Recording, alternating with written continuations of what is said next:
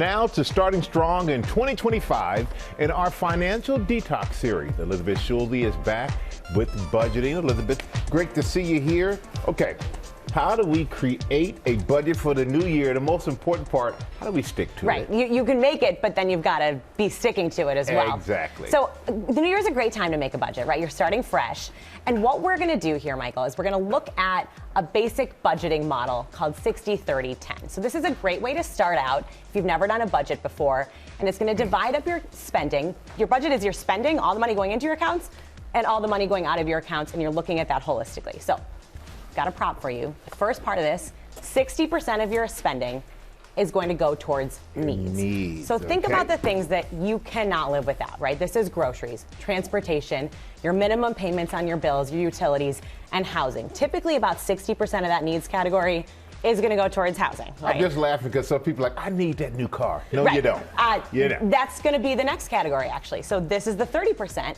Which is your wants. Your wants. Right. I mean, okay. a new car probably going to be more than 30%. Yeah. But think about the things that you need, that are still part of your day-to-day, going out to eat, saving up for travel, presents for your kids' birthday parties. I mean, these are things that are, going to come up, and you really do want to account for that in your budget, but maybe not quite as essential.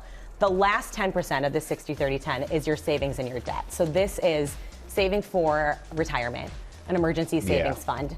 What this does, this is one model, but it really is a blueprint, and it's pretty simple. 3 categories to think about your spending really gets you starting off to how to get that budget going and leaves you some flexibility to stick with it too. I like that, 60-30-10. And we have a question about emergency savings, which you brought up, so let's take a look.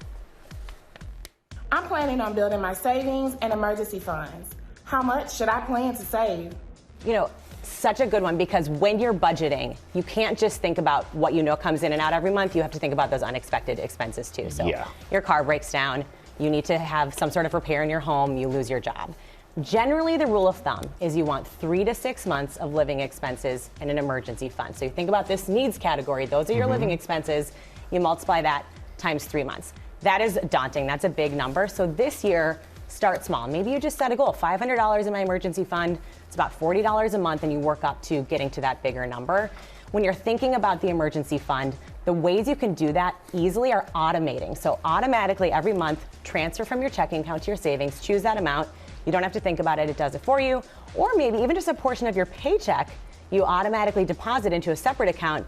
That makes it a lot less likely you're going to touch that money, and you keep it away for savings. And then if it just goes, you don't even notice it. You're not thinking about it. You're not tempting. Exactly. And how could these budgeting apps help us? Right. A lot of budgeting apps out there. It can be daunting to figure out what actually works with me. But the key here, take the load off of you. Like, if you want to be effective in a budget, you want these apps to do the work for you. So they should automatically track your expenses and put them into categories that are very clear, so that you don't have to go in and do that all that work yourself. A lot of these apps will send you a notification if you're overspending. So maybe that food delivery category went over a little bit. They'll send you a push notification, an email saying, hey, here's how you can get back on track.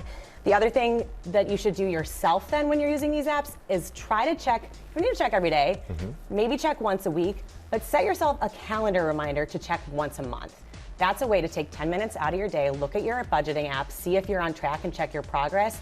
And if you've done well, if you're making progress, celebrate that. It's great if you're on a budget, if you're sticking to it. That can kind of keep you motivated all throughout the year to stay on track. But the thing is, it takes discipline, but discipline can be helpful in your long-term financial goals. It's so important, and a little bit does go a long way. Don't get discouraged if you find out that, okay, maybe this 10%, I'm working towards making that more.